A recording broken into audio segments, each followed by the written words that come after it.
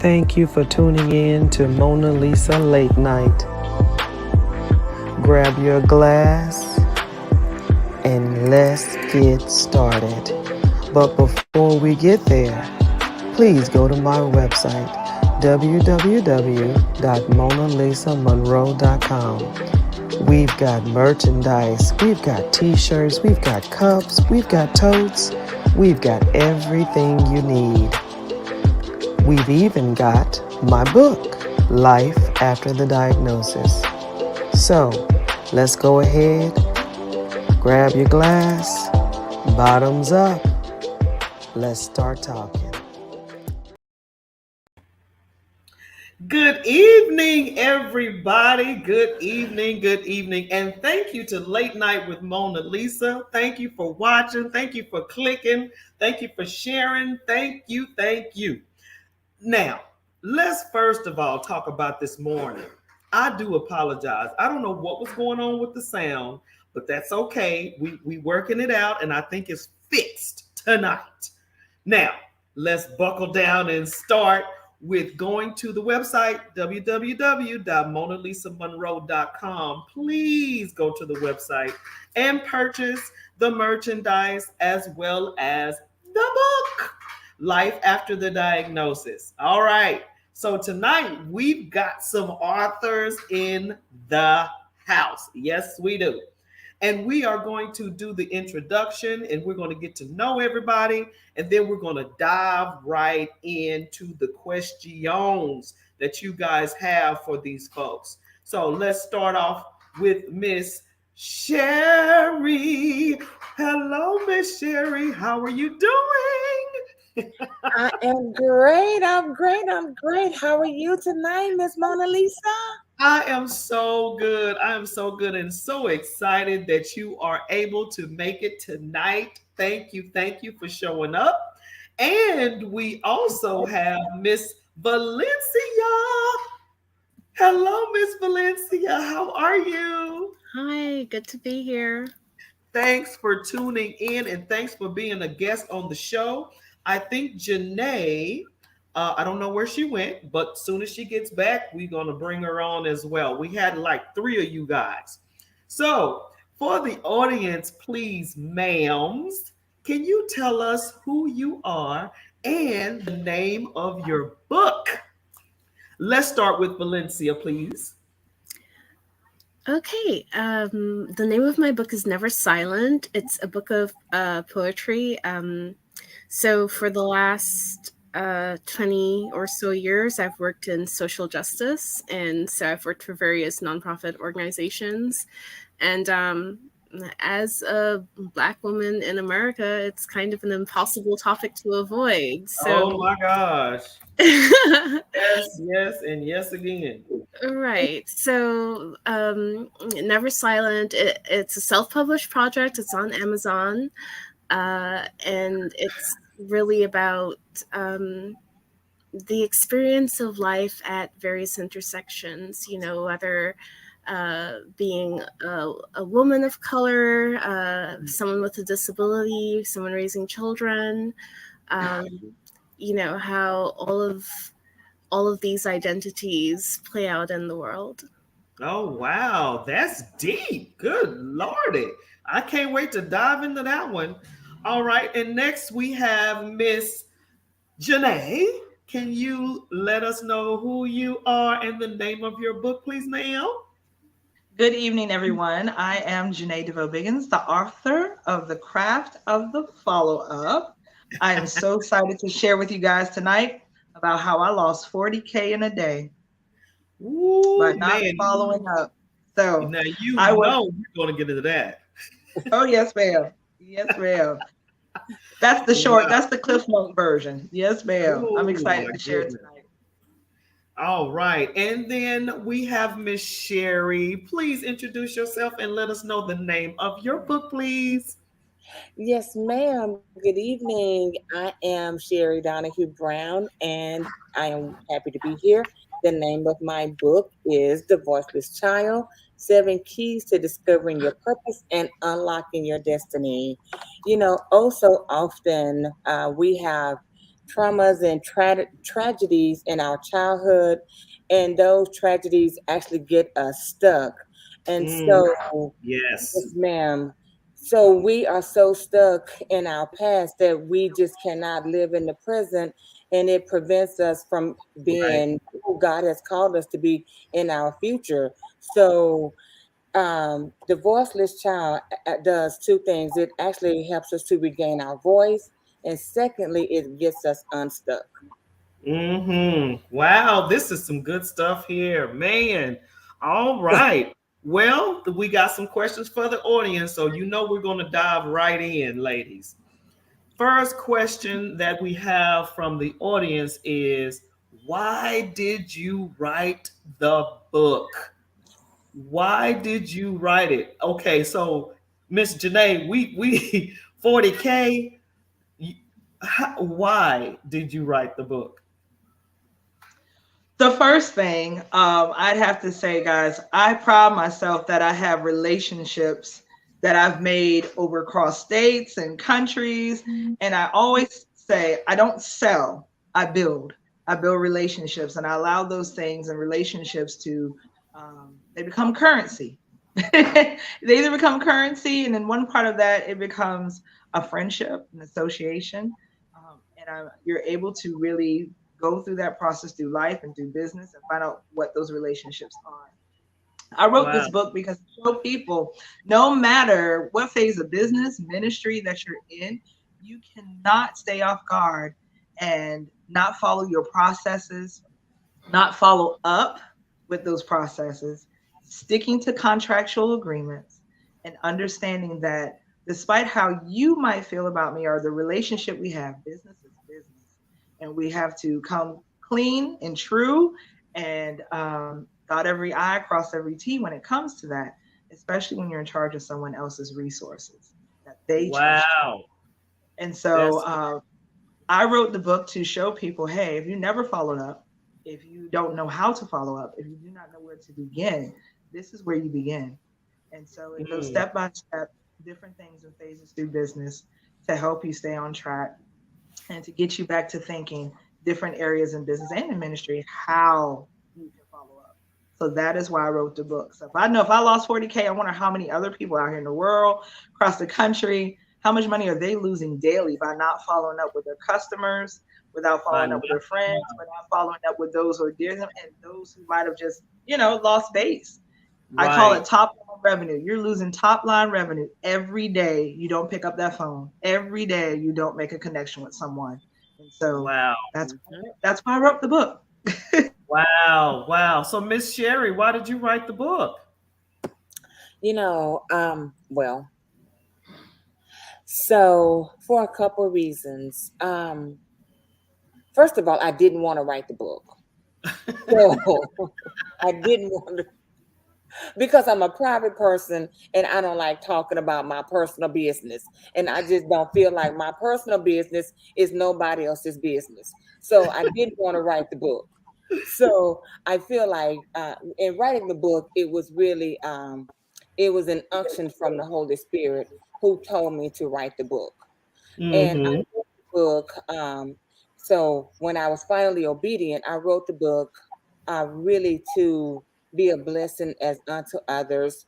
Because in the book, I talk about how my voice was silenced as a child, um, being a child that in foster care. I grew up, I was taken from my family and I was placed into foster care.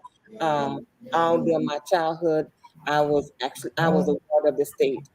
Wow. So I wasn't able to really make a decision. All decisions as a child and everything were made for me. And so fast forward as an adult right now in my life, I'm a state provider. So now I'm making all kinds of decisions. I sit on boards, you know, and so God is like, no, you need to tell people about what you did and how I did this. This is not about you. This is about me. And so the purpose is to um, actually help us to get unstuck from our childhood. I mean, and yes, it was traumatic. Being taken as a little girl, 5 years old, had never been experienced and exposed to going to school, even having my hair combed, sitting in a Wow. bathtub. And so until, to now moving forward, I am, and I actually, in my agency, I actually place people. So it's just like the irony Of of it all. of it all. Yeah, Yes, yes. yeah, yeah. I see that. I definitely see that. And Miss Valencia, why did you write the book? I've been writing poems since I was about 11 years old. And what happened? So I never really had an intention of publishing anything.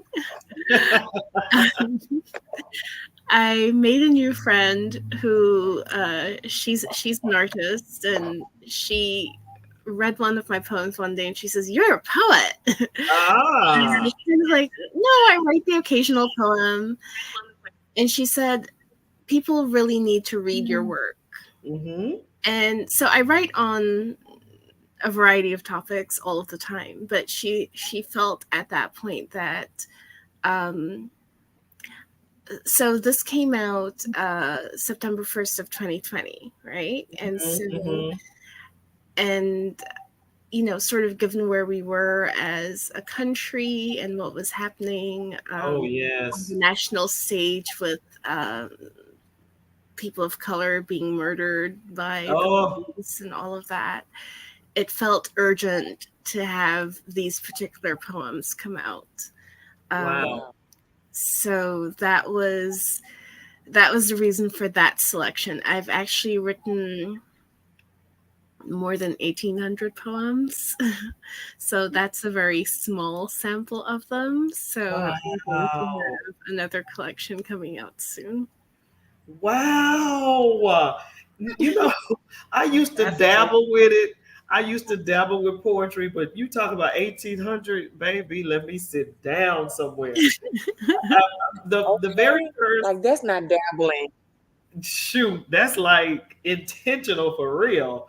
And I was saying, you really don't know that you're going to write a book sometimes. You Hmm. just start writing, and then you start thinking, maybe I should put this together, and then when you start putting it together, it just starts chronologically working. It just starts formulating on its own. And at least that's how I started doing it. I started journaling. That's how it all started. You just start writing it down. And then one day you start thinking about, you know what, I want to make a footprint in the world. I want to leave a legacy somewhere, and I Yeah. want to help somebody. So I totally get that. I totally get that. What do you think your book How do you think your book will make a change?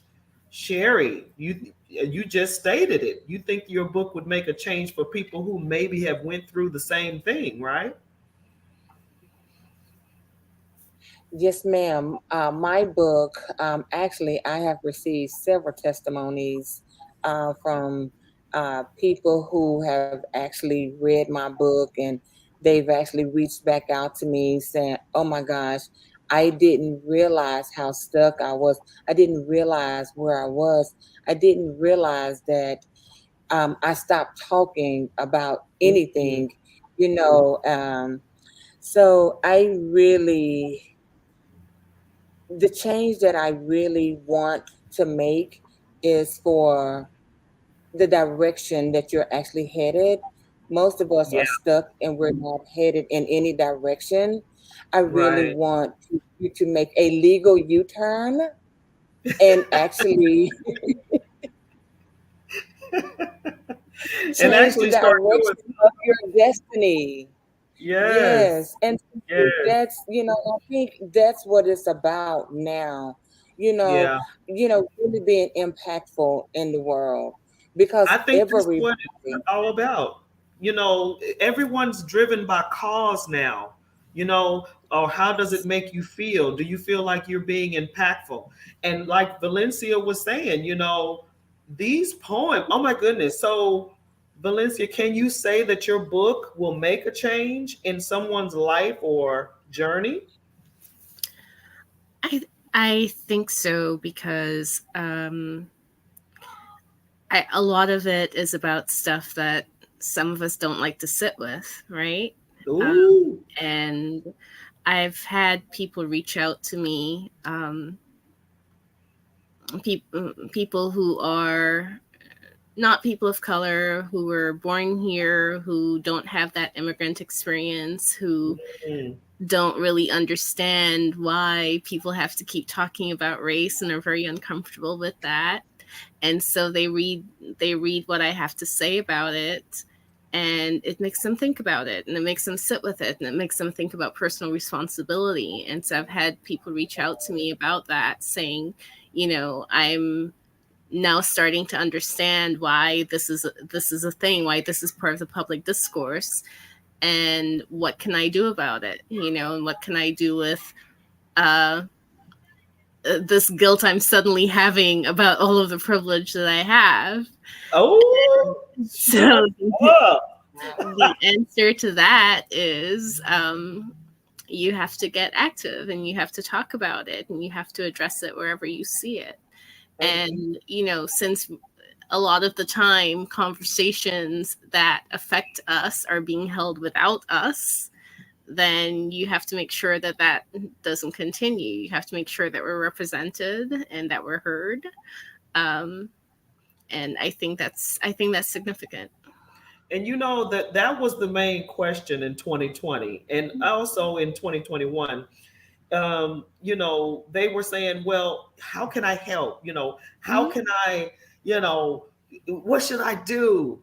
When during the Black Lives Matter movement, Yes. Caucasian, white, they were like, well, what can I do? What can I do? So Miss Janae, you can definitely help some Mm. people save some money, huh? Yes. And some relationships at the same time. All That at was the the main same thing. Anytime time. everyone picks up my book, they're like, what are we crafting? A new way or a rejuvenation or a revival of how you build relationships. I'm trying to help people stop selling. Stop selling. Oh, you got to Ooh. buy my shirt. Oh, you got to buy my cup. Oh, you got to buy my book. No, you need to hear this. You need to apply this to your life. There's something in here for you. And God used me to give this to you to use it as a tool. And hopefully you find something in there to impact how you do business, how you do ministry, and how you build relationships. We Mm. see Johnson and Johnson, you hear the name, Sears and Roebuck, Marriott's, all Hiltons, these families, they didn't build a family legacy just by Mm. sell, sell, sell, sell, sell. Yeah, they knew someone was going to need a room to sleep in. Yes, they knew someone wanted to have an experience, but they built relationship after relationship, and people bought into their vision because of relationships. And it all Yeah. started because someone decided to follow up and help them to grow and continue to grow their legacy and have those legacy relationships. You hear Yeah. people, oh, I only do business with Johnson and Johnson. I know their family for years. I only do business with Marriott's because they built that relationship, not because someone was sold. They built the relationship first, and that's the Yeah. goal that we hope that they can do. And people say you do Mm. business with people you like. You know what I mean? You That's right. connect with people you like. You don't connect and do business with people who you don't like, This unless is there's a situation there about some money, some big money. But I'm going to say this. I want to, with this question here, basically, you get started by getting started. Wouldn't you guys agree to that? You just have to, Yeah. first of all, put it on paper. You know what I mean? Would you say that Right. that's the case? whew. You want me to answer first? I'm sorry. That, I was busy laughing. you, I mean, that's how I got started. I got started with a journal. So how Yeah. would you say to get started, Valencia, if someone wants to really start writing a book based on poetry? How did you get started? The most important thing, as you said, is to start writing. I always have my notebook with me. I write on my phone. When I have 2 young children. My eldest is about to turn 10 next week. His little brother is 8. And it takes really being intentional about your time. You know, as a mother with a full-time job and all of that stuff, you have to really be intentional to make time for the creative side of you, right? Right. And so I think sometimes as women, we tend to put ourselves at the bottom of the priority list. And, you know, so just making the time to say that I'm going to put pen to paper. I'm going to get my thoughts out. I'm going to give myself time to think. Because when you have really small children, you don't have that. You really don't. Right. So that was an important thing for me. And I've been telling other women for just as long, you know, about how to do that, because we forget sometimes that we have other contributions to make in the world, you know, other than Ooh, I to like that. your relatives. And so, you know, making the time for that, remembering what was important to you, perhaps before you got married, before you had kids, making a priority for that in the world, you know, like those parts of you are still valuable. Mm. And sometimes we forget and we push things down, and then, you know, what happens when the kids are a little more grown and they don't need you so much anymore? You know, there's a sense of loss, I think, for some people that comes with that. So for me, at the same time that the kids were starting to like develop their own interests and not need so much of mommy, it made time for me to do this. And it was a good way to say, like, okay, you know, we made a deal after a while that I could get 30 minutes to myself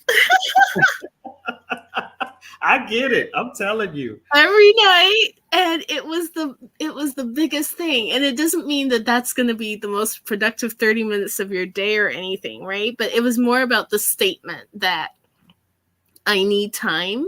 Yeah. And I deserve time, and being able to say that without this like guilt about, oh, I'm not mothering every second of my day, you know? Yeah. Yeah. So that was where it started for me. It just, you know, really with acknowledging that my writing was important to me and I needed to make space for it, and doing that. Yeah, that's totally the case. Yeah. Miss Sherry, would you agree with that? I know, because I know you're a caretaker as well. So how did you get started? You know, in the middle of the night. I Oh, okay. You know, because my book is now 5. And so, you know, as a wife, a mother, caretaker, I mean, and having the business, I mean, that is my time, was truly my time, my 30 minutes a day, like you were saying. Um, but that was my time for something else. I think when I wrote, it was always 1 or 2 a.m.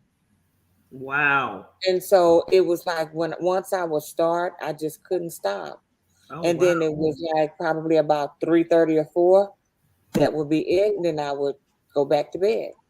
Oh my gosh. How many hours would you sleep? 2, 3? Probably just about. Oh, Yes. wow. That's dedication for sure. What Yes. about you, Miss Janae? How did you get started? Listen, these ladies are my kindred spirit because I have 2 Wow. small ones, trying to avoid them right now. Is that why you're on mute? You see my facial expression, like, I keep thinking mine are going to come running in here. oh, got the caution tape up and they still don't pay attention. No, that's how I got started. You know, that single mom, trying to get them to understand, give them everything, building someone else's dream. And it's like, I want to build mine. Sherry, I know all about them 2, 3 o'clocks in the morning. I think that was God really waking me up saying, you either going to do this now and do it. But it was a healing thing for me. So it was like, Janae, you got to birth this. It happened a long time ago. And it was bits and pieces of that. And finally saying, you know, I remember those 30 minutes. And it was, hey, take full advantage of it. Be consistent. And you'll see. Yeah. My editor was saying, be consistent. You know, Mhm. people are like, when you going to birth this book? Be consistent until the final first phase, as you all know, first phase of turning it in, taking that deep breath and saying, here's my baby. I know. Wipe You it know, all, clean it up, and give it back to me. oh my gosh. That's one of the oh, here's another question. What are some lessons learned in the journey of being an author? Well, we basically sort of covered that one. One of the lessons is you have to take some time. You have to give yourself some time to write it down. And then you have to be able to be consistent with it. I, for me, I would have to write every day. If I said to myself, not today, that day would turn into a week, and then the week would turn into a month, and then you got writer's block. But if you just sat and just continued to write, even if it's a couple of sentences, just continue to write it down. So that would be a lesson that I would say for me. And Miss Janae, you said it as well. Being consistent. Miss Sherry, Miss Valencia, would you guys say the same thing? Yes, ma'am. I would. You know, be consistent, get it done, but also, why do you want to become an author? What is your purpose? I really think it's like, I'm an author. Yes. Now what? What are Oh, you gonna do with this? true, You know, true. so you have to have a plan. It's like, it's one thing. It's like, okay, so is this just, are you just marking this off a list?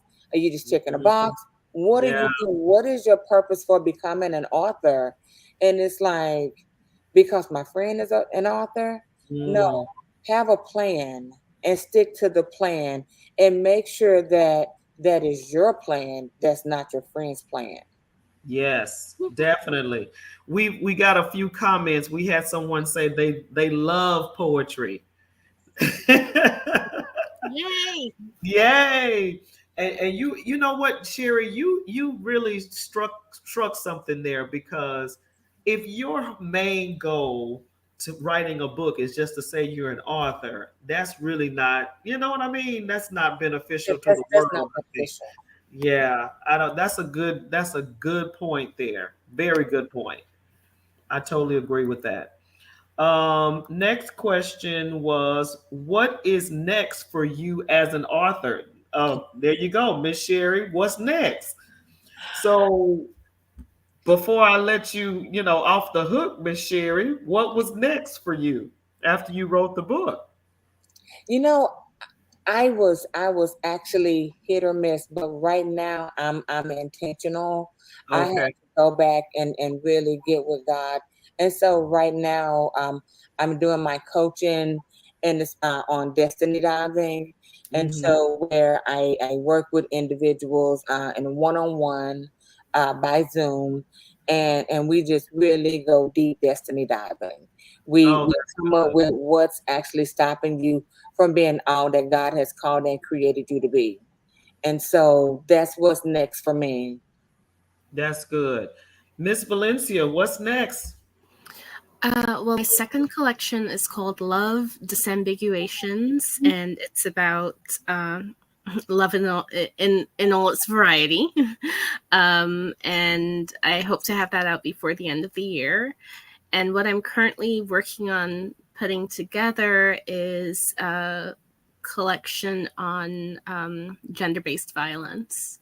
Oh, wow. So that relates to some personal experience of mine. I've been a volunteer in the field in New York City for the last several years, and I've had a chance to make connections with a lot of the agencies that do the work. And so, um, I have some thoughts on how the policies that they're putting into place affect survivors. I have Mm, definitely ways that you want to encourage survivors and encourage the advocates who do the work, because it can feel kind of hopeless. wow. So Yes. that's the work in progress. Wow. Okay, Miss Janae, what's next? I'm sitting in between both of that. Miss Sherry reminded me to be intentional. Um, Yes. it was like, oh, I got to get this birth, and it's like, oh, I missed my marketing plan. I wrote a book. I hope Right. it helps. So Right. now this is the year of being very intentional. I host 14-day sessions to help people to get back following up, putting strategies in place to help people, businesses, and ministries. A lot of times you go and you walk into a church or an women's empowerment, and they're like, "Oh, we're so glad you're here," and then you don't hear from them anymore until the next event. You know, it's That's you are so right. You are so right. And I'm like going, why get my number if you're not gonna call me back? right, right. And so I help with that. I help companies and ministries put systems and strategies in place to craft their follow up. If it's a new members class, if it's pairing them with someone that has like and similar things that they've been through, if it's putting things on automation as business owners, a lot of things we can put on automation for free. So, to help with our follow up, and so that's what I'm doing now. I'm really breaking down my book, breaking down those things, and working with businesses and ministries to really show them that they can craft a follow up and not be embarrassed that they forgot to call somebody back 3 months ago when they wanted a quote, or someone said, "Can you pray with me?" And they said, "I'm praying for you now," but you didn't pick up the phone and pray. And they probably still need that same prayer.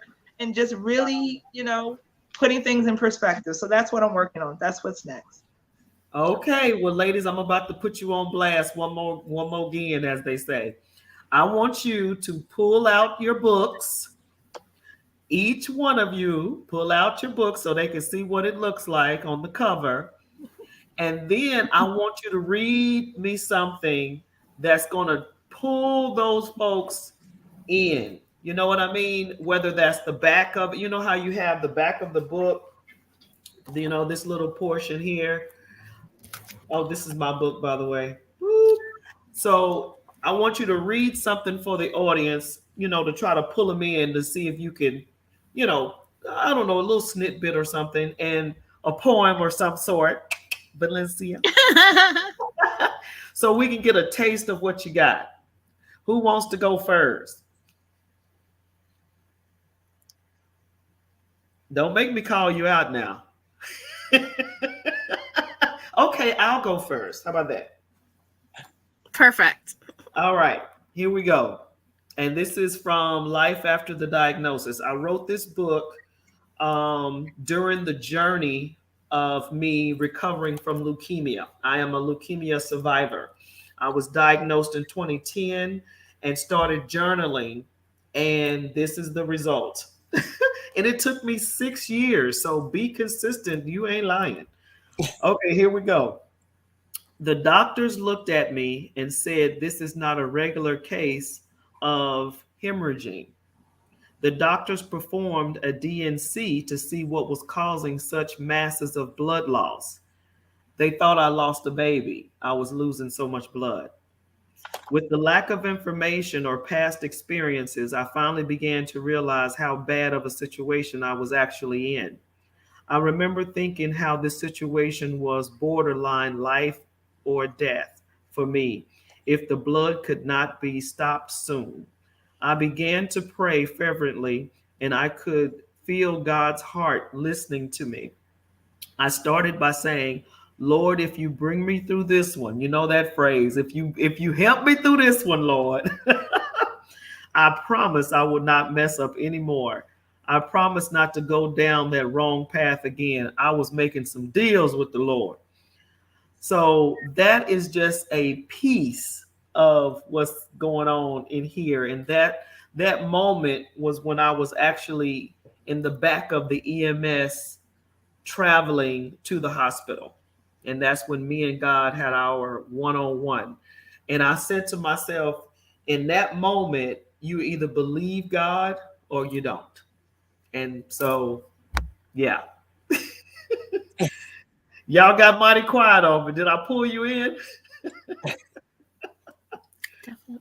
Yeah. All righty. Who's next? I'll go next. All right. Go ahead. It's a portion from our introduction.